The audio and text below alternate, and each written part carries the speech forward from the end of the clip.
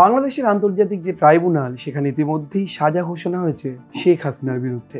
তাকে মৃত্যুদণ্ডের নির্দেশ দিয়েছেন বিচারক। তার সঙ্গে বাংলাদেশের যিনি প্রাক্তন স্বরাষ্ট্রমন্ত্রী তার বিরুদ্ধেও কিন্তু সাজা ঘোষিত হয়ে গিয়েছে। কিন্তু এই শেখ হাসিনা অর্থাৎ বঙ্গবন্ধুর কন্যা হঠাৎ তাকে মৃত্যুদণ্ডের আদেশ কেন দেওয়া হলো তার বিরুদ্ধে? সত্যি সত্যি সেটা কার্যকর হবে কি হবে না সেই প্রশ্ন পড়ে। কিন্তু কি কারণে শেখ হাসিনার এমন শাস্তি হলো? তিনটি কারণই উঠে আসছে হাসিনার বিরুদ্ধে, যার কারণে তাকে এইভাবে শাস্তির মুখোমুখি হতে হলো। মানবতা বিরোধী অপরাধ, যে অপরাধের শিকার বহু মানুষের মৃত্যু হয়েছে জুলাই আন্দোলনকে কেন্দ্র করে। আর সেই মানবতা বিরোধী অপরাধের নেপথ্য নায়িকা নাকি শেখ হাসিনা। তার নির্দেশেই কার্যত একের পর এক মানুষের মৃতদেহ লুটিয়ে পড়েছে ঢাকার রাজপথে। তারপর বলা হচ্ছে শেখ হাসিনা যারা আন্দোলনকারী ছিলেন তাদের উদ্দেশ্যে বলেছিলেন রাজাকারের বাচ্চা। আর এই মন্তব্যই আগুনে ঘি ঢেলেছিল, উত্তাল হয়েছিল বাংলাদেশ। এই অভিযোগও যেমন উঠছে, তেমনই হাসিনার বিরুদ্ধে আরেকটি গুরুত্বপূর্ণ অভিযোগ উঠছে, যেটি হলো তিনি নাকি প্রত্যেক মুহূর্তে ড্রোন থেকে শুরু করে হেলিকপ্টার, আকাশপথেও নজরদারি চালিয়ে মানব হত্যার নির্দেশ দিচ্ছিলেন তার বাহিনীকে।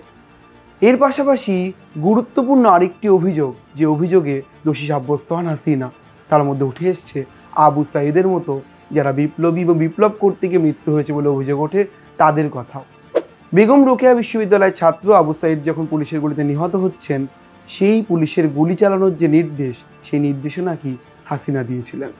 আবার 5ই আগস্ট 2024 হাসিনা যখন দেশ ছাড়ছেন তার ঠিক আগে 6 জন মানুষের মৃত্যু হয় এবং তার পাশাপাশি গণহত্যা করা হয় বাংলাদেশে। এবং সেই গণহত্যার পেছনে ছাত্রলীগের যেমন প্রভাব ভূমিকা নিয়ে প্রশ্ন উঠেছিল, তেমনি শেখ হাসিনা অর্থাৎ আওয়ামী লীগ নেত্রী তার যে নির্দেশ, সেই নির্দেশে কিন্তু কাজ করেছিল নেপথ্যে, এমন অভিযোগ উঠেছে এই যে আদালত, সেই আদালতের বিচার প্রক্রিয়া চলাকালীন।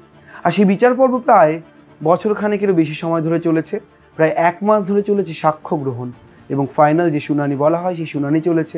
তারপর অবশেষে 17ই নভেম্বর দুপুরে 453 পাতার যে রায়, সেই রায় পড়ে শোনান বিচারক এবং তারপর শেখ হাসিনাকে একেবারে মৃত্যুদণ্ডে দণ্ডিত করেন বিচারক গোলাম মুর্তাজা মজুমদার। ফলো করুন সংবাদ প্রতিদিন ডিজিটাল।